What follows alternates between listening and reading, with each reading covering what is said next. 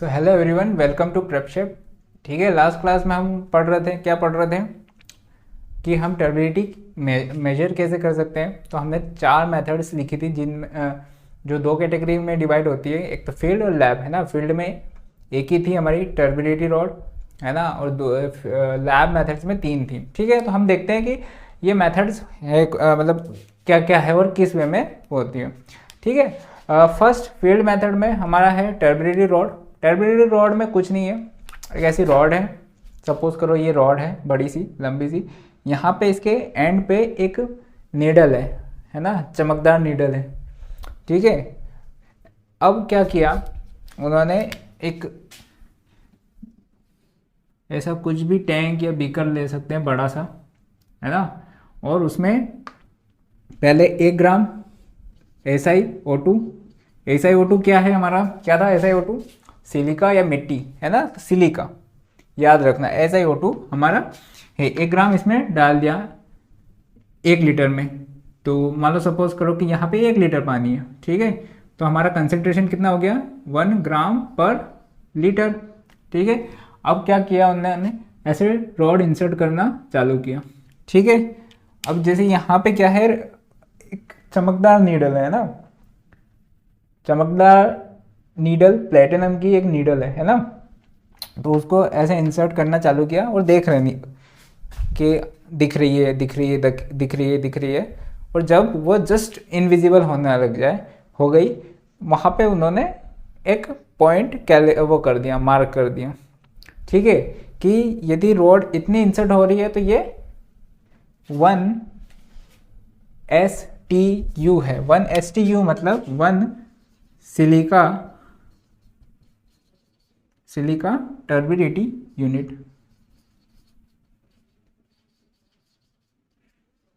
उन्होंने अपनी यूनिट बनाई कि, है ना, फिर क्या किया उन्होंने, 2 ग्राम डाला, 3 ग्राम डाला, ऐसे कर करके उन्होंने ऐसे ग्रेजुएशन कर दिए। अब जैसे इंसर्ट होती है ना, यदि देखो 1 सिलिका यूनिट है तो देखो 1 ऊपर रहेगा, फिर 2 3, क्योंकि यदि वो ज़्यादा डेप्थ तक जा रही है मतलब टर्बिडिटी कम है ना, तो जो कम है वो बिल्कुल ऊपर रहेगी, और जैसे जैसे आप टर्बिडिटी बढ़ाते रहोगे ग्रेजुएशन नीचे आता जाएगा। ठीक है ना, तो ये इसको बोलते हैं STU। मैं लिखवाऊंगा ये, अभी समझ लो कि इसमें हमने किया क्या है ना।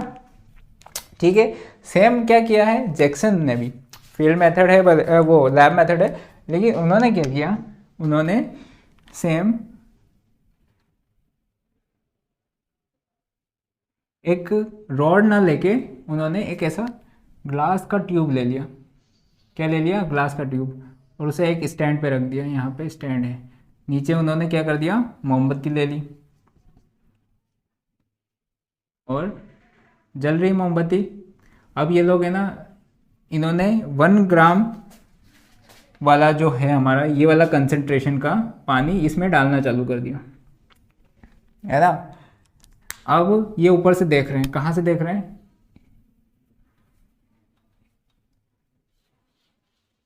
यहाँ से ये देख रहे हैं, दिखा, आंख दिखी। ठीक है, ये यहाँ से ऐसे देख रहे हैं। ठीक है ना, पानी डाल रहे हैं, देख रहे, जिस टाइम पे ये फ्लेम जस्ट इनविजिबल होती है, सपोज करो कि यहाँ तक हमने पानी डाला और जस्ट इनविजिबल हो गई, तो ये हो गया हमारा 1 STU, है ना। मान लो यहाँ तक यदि 2 ग्राम वाला था और यहाँ तक हो गई तो ये हो गया 2 STU, और ऐसे उन्होंने ग्रेजुएशन कर दिया। अब क्या कर दिया, ये वाला जो बीकर लेके जाएंगे उसमें सेम प्रोसीजर वो करेंगे। अब मान लो सपोज करो कि हमें पानी का पता नहीं कि कितना उसका यूनिट है ना, तो हमने क्या किया, पानी डालना चालू किया, और वो कहीं इसके बीच में आया, तो हमें पता चला कि ये 1 और 2 के बीच में डिजिट पर हुआ है, तो मतलब इसकी 2 से तो कम है, 1 से ज़्यादा है, कहीं 1.5 के समथिंग हो जाएगा। ठीक है, तो अब लिख लो इन दोनों के बारे में। पहला टर्बिडिटी रॉड, समझ में आया, दोनों देख के ही पता चलता है कि टर्बिडिटी रॉड में लिखो कि the rod with platinum needle, आखिरी में जो नीडल रहता है चमकदार होना चाहिए ना, वो थोड़ा दिखे भी तो सही। Rod with platinum needle is inserted inside the water, ऐसे, and the depth at which platinum the depth at which platinum needle just become invisible is noted, है ना। वहाँ से हमें पता चल जाएगा कि यहाँ पे 1 STU है, 2 STU है, जो भी हमने कंसंट्रेशन लिया था, ठीक है। Depth is calibrated, depth DEPTH, depth is calibrated CALIBRATED to give turbidity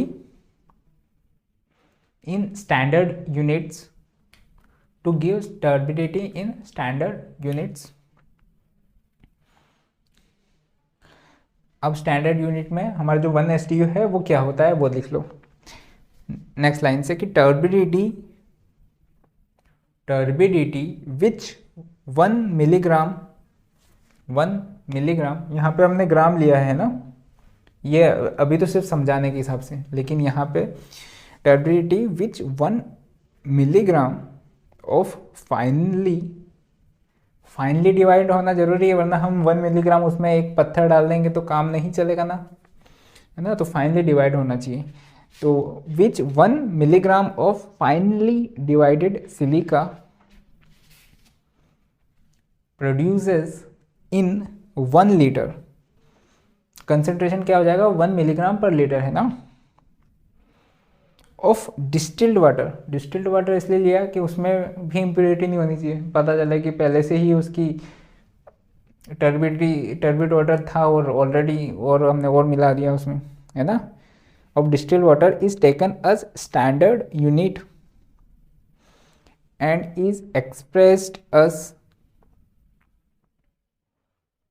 milligram per litre, comma ppm भी वही होता है, parts per million equals to milligram per litre, है ना। और STU सिलिका टर्बिडिटी यूनिट, ठीक है, देख लिया था कैलिब्रेट कैसे करते हैं, है ना। सेकेंड मेथड लिखो, जैक्सन टर्बिडिटी मीटर, ये दोनों क्या कर रहे हैं, ये देख रहे हैं, है ना। इसमें इंसान की आँख, इंसान को भी दिखना चाहिए, है ना, इस पर डिपेंडेंसी है ना। सपोज करो इंसान को पहले ही कम दिख रहा है तो वो तो पहले ही बोल देगा कि भाई दिखना बंद हो गया, ये तो यहीं इस पे, है ना। तो वो पर्सन टू पर्सन भी डिपेंड करेगा। जैक्सन्स टर्बिडिटी मीटर, इसमें लिखो कि the turbidity is measured from graduated glass tube, है ना। इसमें ग्लास ट्यूब को ग्रेजुएट कर देते हैं ना, मतलब उसमें इंप्रेशंस लिख देते हैं कि मार्केशन जिसे बोलते हैं, कि the turbidity is measured from graduated glass tube. Next line लिखो कि the level of water is increased, the level of water is increased till the image of flame, जो नीचे वाला फ्लेम है इसकी इमेज जो यहाँ से दिख रही है, ceases to be seen, CEASE, cease मतलब रोक देना या फिर जब्त कर देना, CEASES to be seen, full stop। This depth is noted and calibrated with turbidity, है ना। जितनी उसकी टर्बिडिटी, यदि हमने 1 STU लिया है तो 1 STU की टर्बिडिटी है ना। It is used when turbidity is greater than 25 ppm। हम एक 1 STU की बात कर रहे थे, यहाँ तो यूज़ करना है, क्योंकि ज़्यादा देखो यार ऐसा होगा कि यदि हल्का सा कंसंट्रेशन रहा तो हो सकता है कि हमें इतना बड़ा ग्लास लेना पड़े कि 4 मंजिल पे पहुँच जाएं, 8-10 मीटर 15 मीटर का, तो ऐसा पॉसिबल नहीं है ना। तो तो जनरली कहाँ यूज़ हो जाएगा, जहाँ हाईली टर्बिड वाटर है ना, तो इसलिए लिख दिया कि दोनों टर्बिडिटी रॉड में भी और इसमें भी कि it is used when turbidity is greater than 25 ppm। देखो इसमें फ्लोज बहुत पता चल रहे हैं है ना, देखने का भी है, ग्रेजुएट करना है, अप्रोक्सीमेट मेथड है। दूसरा, इन ग्रेजुएशन का इंटरवल भी ऐसा कांस्टेंट नहीं आएगा, पहले ये ज़्यादा रहेगा फिर धीरे धीरे कम होता रहेगा, है ना।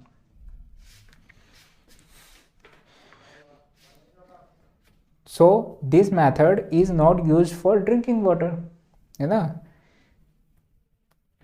25 ppm या फिर 25 मिलीग्राम पर लीटर से ऊपर होना चाहिए इसको यूज़ करना है तो।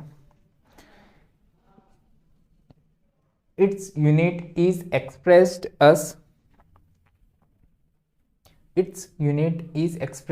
अस JTU। JTU मतलब जैक्सन टर्बिडिटी यूनिट। नाम से पता चल जाएगा कि किस वाले मेथड का यूज़ किया है। और ये 1 JTU इक्वल्स टू 1 STU, दोनों सेम ही है, लेकिन JTU हो गया तो मतलब हमें इनडायरेक्टली पता चल गया कि जैक्सन टर्बिडिटी मीटर यूज़ किया है। नेक्स्ट क्या करेंगे हम, बेलिस एंड नेफ्लोमीटर देख लेंगे, है ना। एक साथ हेडिंग लिख लो क्योंकि ज़्यादा डिफरेंस नहीं है, थोड़ा सा डिफरेंस है। बेलिस टर्बिडिटी मीटर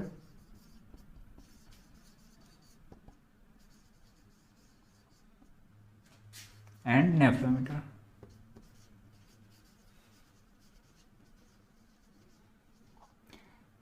अभी तक हम क्या कर रहे थे, लाइट को देख रहे थे, हम देख रहे थे, है ना। तो हम में तो अलग अलग वेरिएशन आ सकता है, जिसको आई साइट अच्छा है वो हो सकता है कुछ और रीडिंग दे दे, और नहीं है उसका अलग हो जाएगा। तो अब क्या है, हमने एक इंस्ट्रूमेंट है बनाया जिसे बोलते हैं नेफ्लोमीटर, है ना।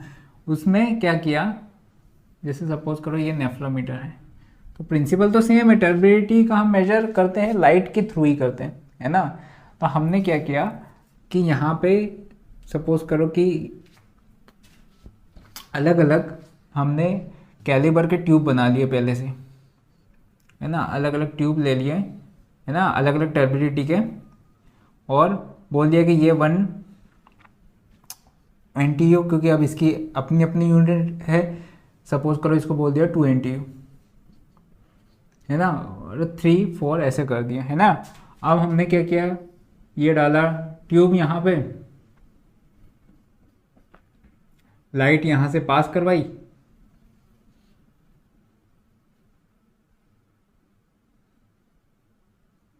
ठीक है, ये लाइट यहाँ जाएगी, कुछ लाइट अब्जॉर्ब हो जाएगी, कुछ लाइट पास हो जाएगी, है ना। इतनी लाइट गई, इतनी लाइट बाहर आई, इतनी लाइट अब्जॉर्ब हो गई मान लो। तो हम लोगों ने इसमें चेक कर लिया कि 1 NTU कितना अब्जॉर्ब करता है या फिर डिफ्लेक्ट करता है, स्कैटर करता है, 2 NTU कितना स्कैटर करता है, 3 NTU कितना स्कैटर करता है, और हमने कैलिब्रेशन कर लिया। अब क्या करेंगे, हमें मान लो एक ट्यूब में पानी का निकालना है, तो हम क्या करेंगे, उस ट्यूब में पानी भर दिया, उस ट्यूब को यहाँ डाल दिया। अब जो ऑलरेडी हमारे पास रीडिंग है उससे मैच कर लेंगे, और हम फिर पता लगा लेंगे कि ये इसमें कितनी टर्बिडिटी है, ठीक है। तो लिख लो कि Baylis turbidity meter and nephelometer are based on colour matching techniques. Colour matching techniques क्यों है, क्योंकि पहले हमने जो सब्सटेंस यूज़ किया था कैलिब्रेशन करने के लिए वो था सिलिका। सिलिका मतलब मिट्टी, है ना, लेकिन यहाँ पे कुछ और केमिकल्स लिए हैं, है ना, तो इसलिए colour matching techniques. In this case even a small turbidity of 1 unit और लेस कैन बी मेजर्ड। हमने देखा था पहले तो 25 ppm तक का हमें उससे ऊपर के लिए मेजर करना है, उसके नीचे के लिए तो दोनों मेथड यूज ही नहीं हो पाती थी, लेकिन यहाँ पे तो 1 से नीचे का भी मेजर कर देगा। Hence these are most widely used for domestic supplies, क्योंककि डोमेस्टिक सप्लाईज में बहुत ज़्यादा टर्बिडिटी नहीं होती, इतनी ज़्यादा 25 ppm इतनी, है ना। तो हैंस दीज THEAC, दीज क्यों आया, क्योंकि प्लूरल है, दो बोला है, बेलिस और नेफ्लोमीटर, और एक ही रहता तो दिस THIS आता है ना। These are most widely used for domestic water supplies. अच्छा ये दीज वगैरह नहीं मैं क्यों बताता रहता हूँ, इंग्लिश भी है हमारे पास सब्जेक्ट, है ना, गेट में इंग्लिश भी आता है, तो गेट में इंग्लिश आता है तो इंग्लिश की भी प्रैक्टिस करके जाना पड़ता है, क्योंकि वो जो 3 मार्क्स है वो डिफरेंस पैदा कर सकते हैं, है ना। तो उनमें यही वाले क्वेश्चन होते हैं, प्रीपोजिशन वगैरह या फिर ऑफ या कंजक्शन वगैरह, या फिर ये छोटे दीज, छोटा दीज बड़ा दीज आ जाएगा, ऐसे वैसे, है ना। तो ये नॉर्मल क्वेश्चन है, तो याद इंग्लिश के भी धीरे धीरे प्रैक्टिस करते रहना है ना इन चीज़ों में, क्योंकि एक नंबर ज़रूरी है गेट में, ठीक है। In Baylis turbidity meter light intensity is measured in the direction of incident light।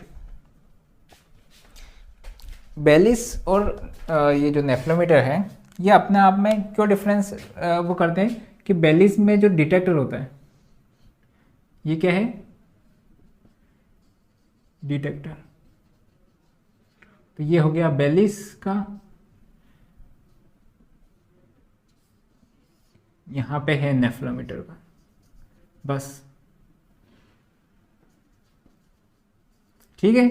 इतना सा डिफरेंस है कि ये इसमें डिटेक्टर यहां है, इसमें डिटेक्टर यहां है, तो इससे एक उसका क्या बोलते हैं प्रिंसिपल का डिफरेंस आ जाता है ना, कि एक हो जाएगा अब्जॉर्प्शन बेस पे हो जाएगा और एक स्कैटरिंग का बेस पे हो जाएगा, है ना। तो सिर्फ इसीलिए चेंज है, बाकी सब ठीक है। तो लिखो, whereas in nephelometer light intensity is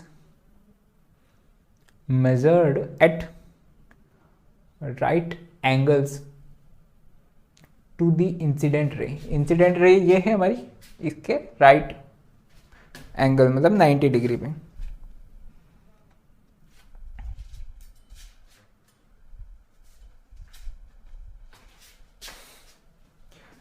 बेलिस लिखो, Baylis turbidity metre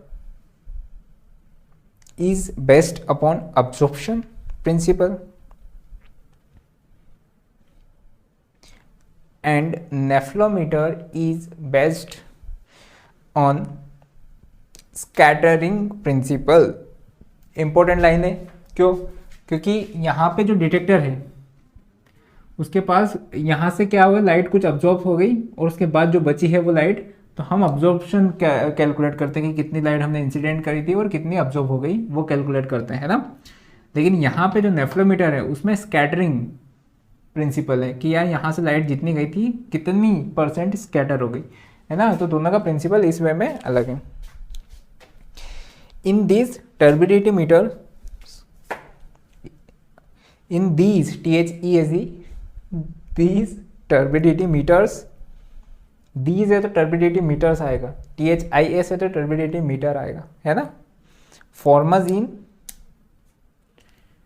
FORMAZINE, formazine, a chemical is used as base in place of SiO2 and turbidity unit is also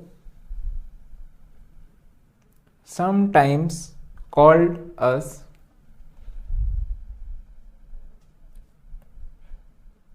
FTU, formazin turbidity unit. हमें silica replace करने की क्यों जरूरत पड़ी, क्योंकि silica है ना, मतलब पड़ा पड़ा बैठ जाएगा, सेटल हो जाएगा, है ना। तो इसलिए हमने क्या किया, हमने एक ऐसा डिजोल्व मतलब एक केमिकल ही ले लिया जो हमेशा डिजोल्व और रहता है, ताकि क्या है कि सेटल वेटल का टेंशन नहीं है, जो उसका कलर है उससे पता चल जाएगा। ठीक है, काई के लिए पता चल गया ना कि सिलिका क्यों रिप्लेस किया, क्योंकि वो सेटल हो जाता है, ये सेटल नहीं होगा। द टर्म, नेक्स्ट लिखो, the term nephelometry turbidity unit, nephelometry turbidity unit NTU is often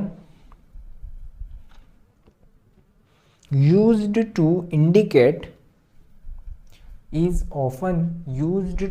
indicate that the test was run according to scattering principle। scattering है ना, scattering पहला था हमारा STU था, है ना। तो एक तो टर्बिडेटेड रॉड में तो STU ही बोल दिया, बाकी JTU कर दिया था। क्यों?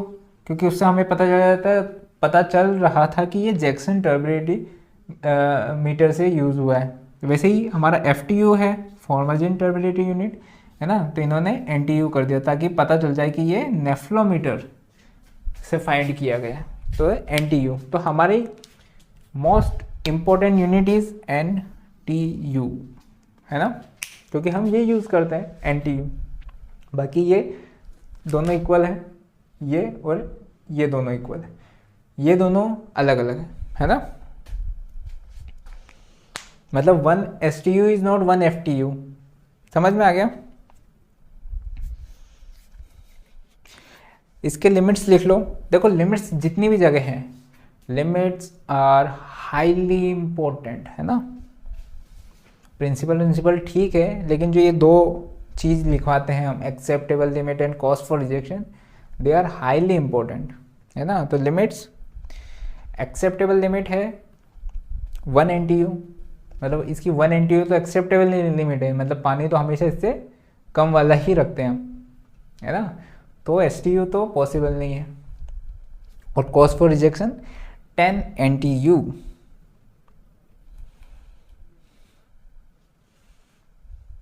नोट में लिख लो कि फॉर्माजीन जो है वो क्या है। नोट लिख लो, फॉर्माजीन इज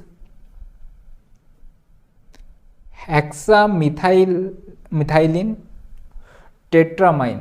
कभी पूछ ले तो वैसे तो ज़रूरत नहीं है, इसलिए लिखा दिया फॉर्माजीन, FORMAZINE। फॉर्माजीन इज हेक्सामिथाइलिन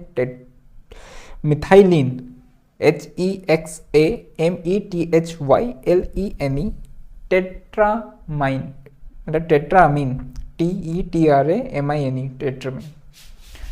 ठीक है,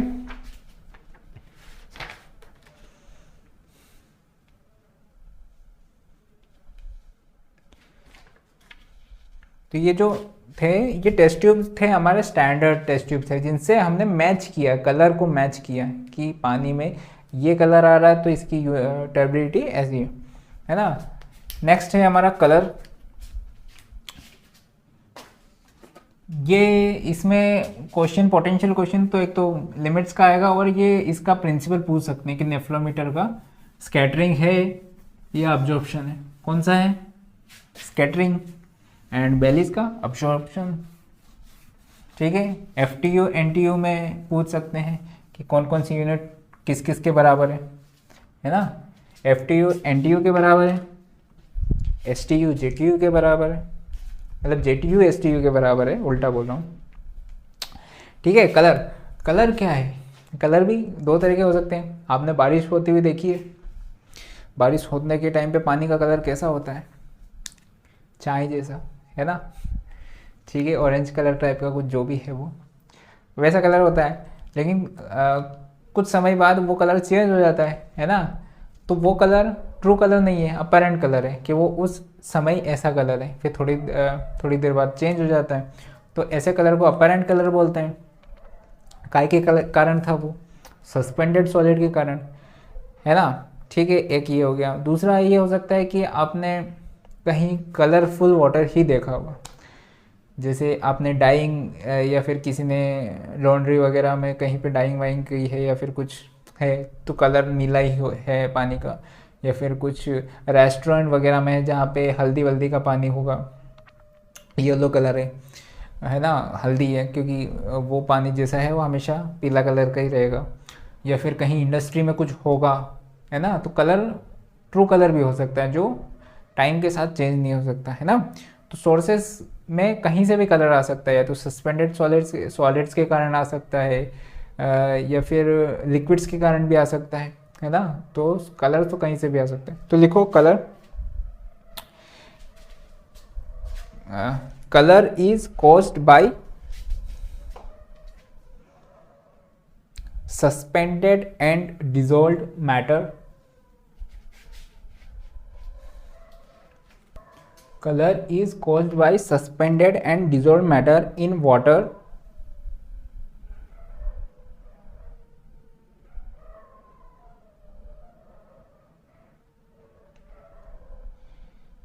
by suspended matter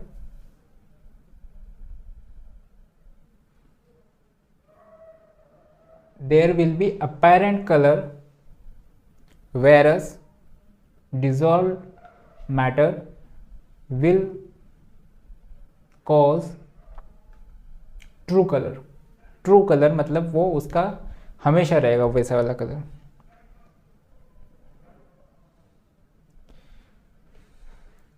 After suspended matter causing color is removed, after suspended matter causing, matter लिखा है मतलब समझ रहे हो ना, सॉलिड लिक्विड भी हो सकता है, गैस भी हो सकता है, डिजोल्व हो गई या फिर कुछ हो गया तो गैस सस्पेंड तो होगी नहीं, है ना। तो causing color is removed by filtration, centrifugation, etc. The color obtained is called as true color। मतलब आप यदि सस्पेंडेड वाले का निकाल दिया तो फिर जो बचा है वो ट्रू कलर है। कलर को हम क्या कलर का इम्पैक्ट क्या क्या है, यदि पानी कलरफुल रहा तो दिक्कतें क्या हैं वो लिख लो। इम्पैक्ट्स कि colour water is not suitable for dyeing purposes. ठीक है, मान लो उनको डाई करना है और कलर ही पीला है और उनको नीला कलर करना है, तो कुछ ना कुछ तो वेरिएशन आ जाएगा, है ना। तो colour water is not suitable for dyeing, DYEING, dye, dye करते हैं ना, डाई कलर करते हैं, dyeing purposes.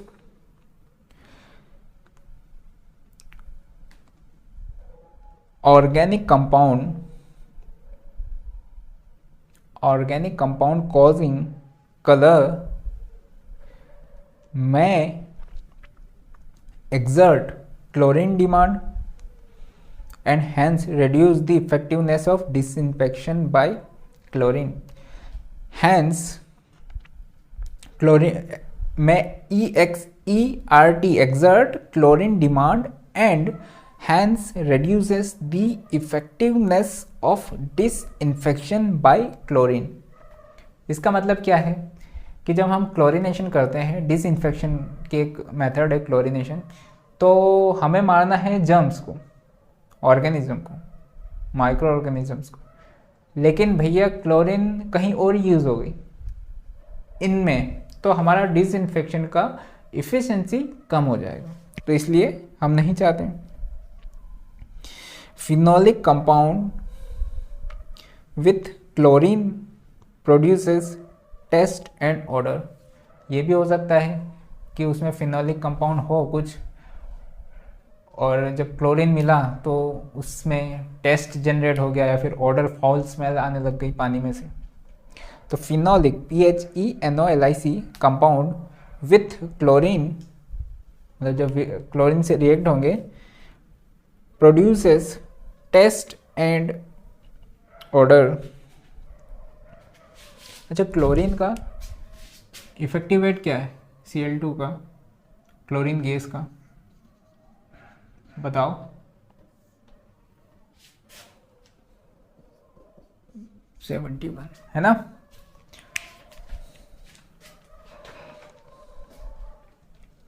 Some colour causing organic compound with chlorine becomes some color causing compound with chlorine becomes carcinogenic, carcinogenic, CARCINOGENIC, carcinogenic मतलब ऐसे compound बना देंगी chlorine के साथ रिएक्ट करके जो कैंसर प्रोड्यूस करने लग जाए। समझ रहे हो, कैंसर हो गया, हमने पानी पिया हमको कैंसर हो गया, तो ये भी नहीं होना चाहिए ना। तो इसलिए कलर वाले कंपाउंड भी इस वे में हार्मफुल हो सकते हैं। हम मेजरमेंट कलर का भी कैसे करते हैं, वही कलर मैचिंग करके मैच कर लेंगे, कलर ही तो है ना, तो कलर मैच कर करके कि ये इतना कलर है तो इसका, तो मेजरमेंट लिखो कि the measurement of colour is done by colour matching technique using Nessler's tube. measurement of color is done by color matching techniques using Nessler's tube, NESSLERS tube, and instrument used is tintometer। पहला नेफ्लोमीटर था, अब instrument कौन सा है, tintometer, and instrument used is tintometer, TINTO meter, टिंटोमीटर।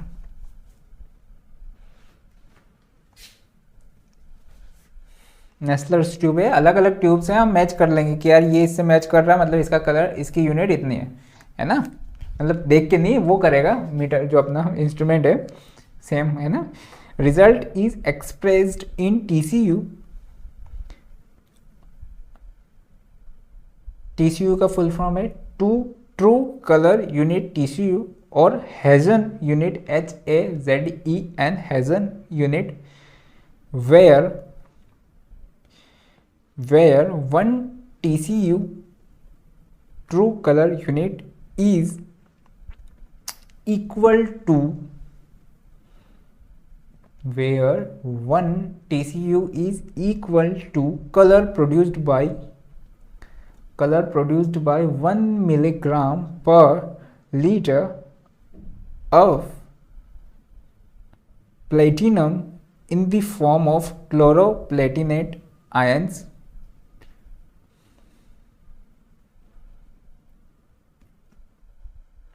1 milligram per liter of platinum, PLATINUM, in the form of chloroplatinate ions।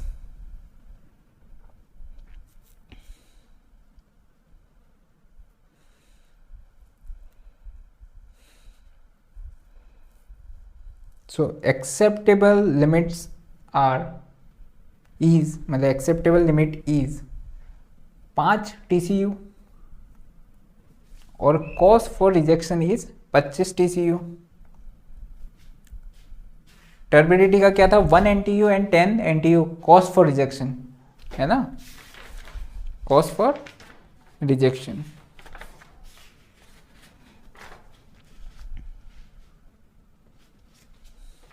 है ना, तो 5 TCU तक है तो हम खुशी खुशी पिएंगे, 5 से 25 के बीच में जब एक्सट्रीम कंडीशन या फिर पानी मिल ही नहीं रहा है तो पी लेंगे, 25 के ऊपर नहीं पिएंगे। नेक्स्ट है हमारा odour and taste. Odour and taste साथ में एसोसिएट करते हैं क्योंकि पानी को हम टेस्ट नहीं करेंगे, है ना, पानी को टेस्ट इसलिए नहीं करेंगे कि हो सकता है कि उसमें ऑलरेडी कुछ हो, तो ऑर्डर एंड टेस्ट एक साथ में एसोसिएट होते हैं, है ना। यदि ऑर्डर है तो हम बोल देंगे टेस्ट भी होगा ही, एंड टेस्ट। ठीक है, देखो ऑर्डर एंड टेस्ट किस किस कारण से आ सकता है कि the taste and odour, taste TASTE, taste and odour are caused by dissolved gases like, कुछ गैसेस हैं जो डिजोल्व हो जाती हैं तो उसमें ऑर्डर भी आने लग जाता है, like hydrogen sulfide, methane, organic matter, hydrogen sulphide H2S gas जो होती है ना, hydrogen sulphide, FIDE PHIDE FIDE, है ना, मीथेन, ऑर्गेनिक मैटर, और फ्रॉम इनऑर्गेनिक मैटर भी हो सकता है, कुछ केमिकल्स ही आ गया है इंडस्ट्री से लीक हो गए, तो टेस्ट कर सकता है, फिर ऑर्डर भी कर सकता है। ठीक है। सल्फर जो होती है गैस, वो हम 12वीं में पढ़ते थे कि रोटन एग मतलब सड़ा हुआ कुछ है। जनरली गडर वडर में भी वैसी ही कुछ आती हैं। यदि उसमें गडर में, नाले में यदि कुछ केमिकल्स हैं जैसे एसिड्स वगैरह, तो पंजेंट स्मेल आ सकती है, और यदि ऐसे सड़ा हुआ कुछ मैटर है तो rotten egg. Algae next line है, algae secretes oily substances, ALGAE algae secretes SACRETES मतलब प्रोड्यूस करता है oily substances that may result in bad taste and odor also। Impact क्या है? सीधी सी बात है कि it will affect the drinkability of water, it will affect the drinkability of water। Second, जो ये कंपाउंड है हो सकता है कि ये कैंसर प्रोड्यूसिंग वाले हो, है ना। So the taste and odour causing compound may be carcinogenic, the taste and odour producing compound may be carcinogenic मतलब कैंसर प्रोड्यूसिंग, कैंसर करने वाले। इसको मेज़र करने के लिए क्या करेंगे? टेस्ट तो नहीं करेंगे, क्योंकि टेस्ट क्या होगा, मैंने टेस्ट किया, मुझे टेस्ट आया, किसी ने और टेस्ट किया, नहीं आया, तो टेस्ट का तो कुछ चेंज हो जाएगा, तो टेस्ट का तो हम नहीं कर सकते मेजर। ऑर्डर का कर सकते हैं, वो भी डिपेंड करता है, लेकिन हम पर्सन टू पर्सन ही डिपेंड करता है, लेकिन हाँ हम कर रहे हैं, मतलब उसमें कोई डिवाइस नहीं है जो आपको सूंघ के बता दे, है ना। तो क्या करते हैं हम क्या लेते हैं, पानी लिया जिसका हमें टेस्ट करना है, टेस्ट TAST वाला नहीं, पानी जिसका टेस्ट कर रहे हैं, टेस्ट पानी लिया और सूंघो उसमें, यदि उसमें से कोई ऑर्डर नहीं आ रही तो हम बोलेंगे कि ओके। यदि उसमें से ऑर्डर आ रही है तो हम क्या करेंगे, उसमें और पानी मिलाएंगे, है ना, क्वांटिटी में मिलाएंगे, जब तक मिलाते रहेंगे तब तक कि वो पानी में से, मतलब उस पानी में से ऑर्डर ख़त्म हो जाए। जिस टाइम पे ऑर्डर ख़त्म हो जाती है, सपोज करो कि हमने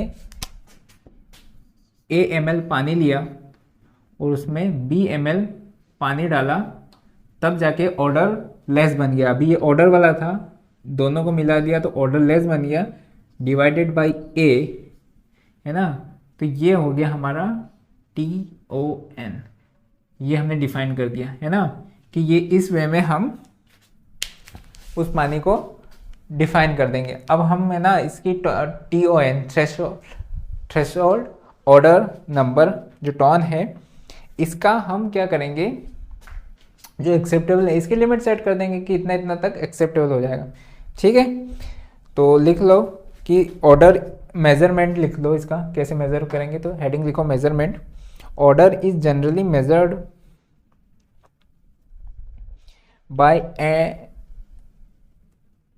by an instrument known as osmoscope।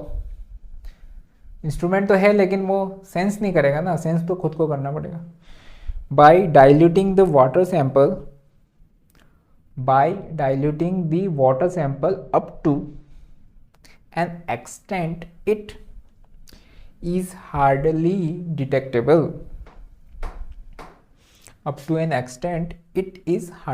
detectable, ठीक है।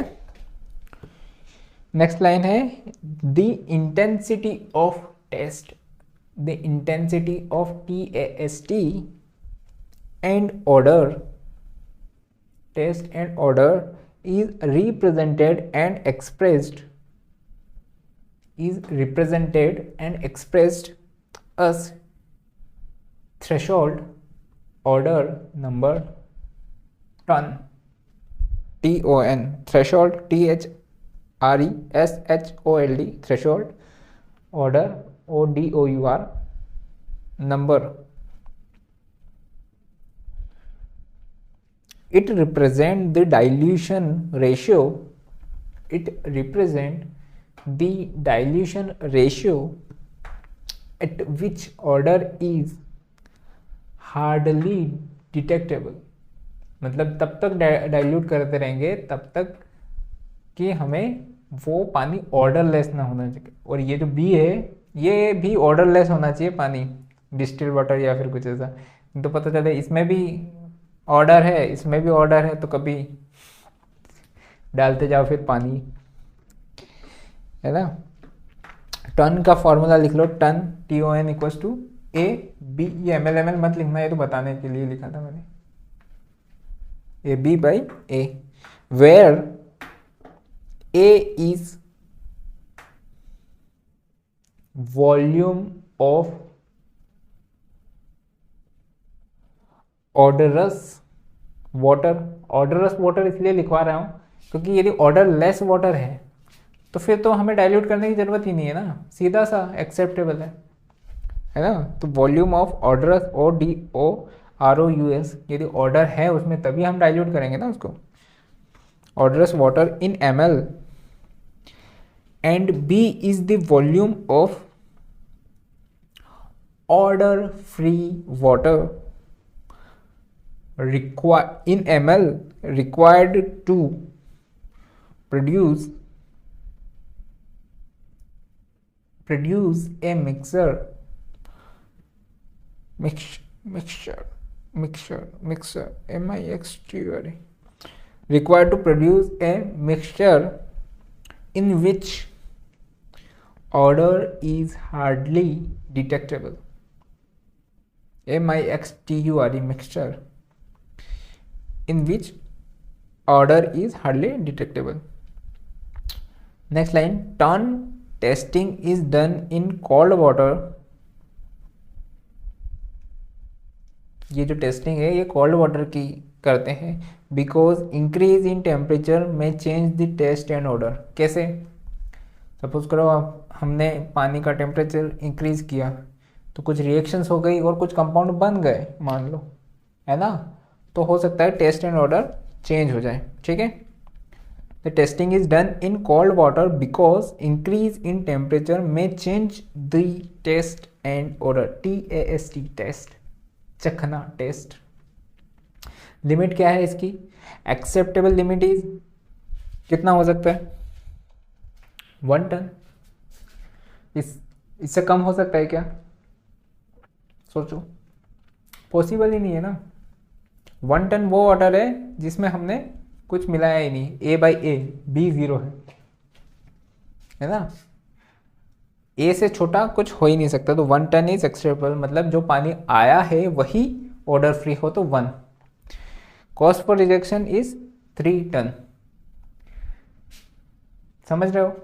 मतलब हमने पानी 1 लीटर 1 ml और 2 ml इसका, तो 3 ml बाई 1 ml, मतलब समझ रहे हो ना। कॉस्ट फॉर रिजेक्शन, तो cost for rejection is 3 ton. ठीक है, नेक्स्ट है हमारा टेम्परेचर। टेम्परेचर का क्यों देख लेते हैं? 2 कारणों से। जो पानी है वो ट्रीट होगा, ट्रीट होके कहीं डिसइंफेक्शन होगा, हो सकता है कि उसे 1 दिन पूरा लग जाए सोर्स से ट्रीट होते होते सप्लाई तक, डिसइंफेक्शन तक। तो इसमें यदि टेम्परेचर उसका ज़्यादा रहेगा तो जो बायोलॉजिकल रिएक्शंस है वो टेम्परेचर डिपेंडेंट रहती है। कोल्ड वाटर में उनकी प्रोसेस स्लो रहती है, टेम्परेचर जैसे जैसे बढ़ाते हैं तो उनकी प्रोसेस भी बढ़ जाती है ना। तो टेम्परेचर का लिख लो,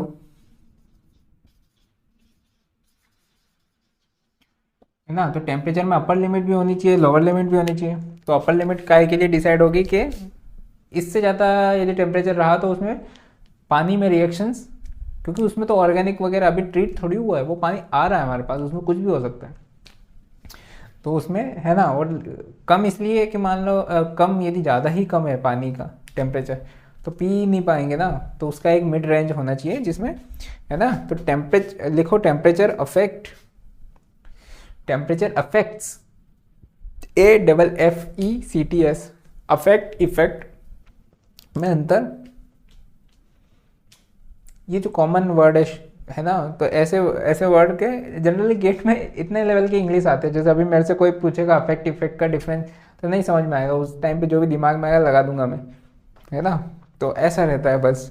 तो यही तो क्वेश्चन आते हैं इंग्लिश के लिए, है ना। इंग्लिश में 3-4 क्वेश्चन आते हैं, है ना, तो उनको छोड़ना नहीं है, इंग्लिश भी, है ना, इजी क्वेश्चन होते थोड़े। Temperature affects the chemical and biological reactions, chemical and biological reactions को अफेक्ट करता है। An increase in 10 degree centigrade, 10 degree जैसे बढ़ाएगा तो हो सकता है कि रिएक्शंस डबल हो जाए, है ना। तो an increase in 10 degree centigrade almost doubles the biological activity, almost बोला है ना, 1 to 1 रिएक्शन नहीं है, मतलब, है ना, बढ़ ऑलमोस्ट बोला है। For water supply temperature should be between 10 degree to 25 degree centigrade. 10 degree क्यों? क्योंकि 10 डिग्री से कम हुआ तो पी नहीं पाएंगे हम, ठंडा ज़्यादा, और ज़्यादा नहीं होना चाहिए ताकि, है ना। तो लिखो beyond upper limit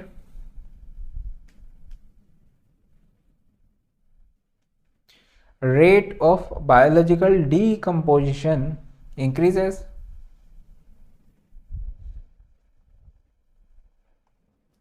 and below lower limit difficult in consumption, है ना। तो ये है हमारे physical water quality parameters. Physical water quality parameters की थ्योरी ज़्यादा इंपॉर्टेंट है, क्वेश्चन है ही नहीं उसमें, है ना। तो ये जितनी भी यूनिट जो भी पैरामीटर्स हैं उनकी डेफिनेशंस, उनकी यूनिट्स और उनकी acceptable and cause for rejections, plus किसी किसी में रीजेंट ये वगैरह यूज़ हुए हैं, तो वो रीजेंट इन द सेंस कि जैसे नेस्लर्स ट्यूब्स वगैरह या फिर टिंटोमीटर, ऑस्मोस्कोप, क्या इंस्ट्रूमेंट, यही क्वेश्चन आएंगे, है ना। ठीक है, नेक्स्ट क्लास में हम केमिकल वाटर क्वालिटी पैरामीटर्स पे पढ़ेंगे। जब तक के लिए टाटा बाय बाय।